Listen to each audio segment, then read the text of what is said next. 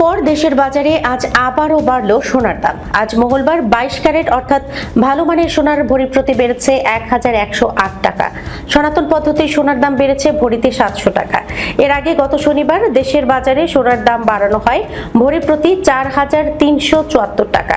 এরপর আজ আবারও বাড়ানো হলো সোনার দাম। আজ রূপার দামও বেড়েছে।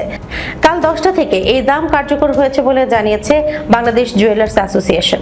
সমিতি জানিয়েছে, স্থানীয় বাজারে তেজাবি সোনার দাম বেড়ে যাওয়ায় সমন্বয় করা হয়েছে।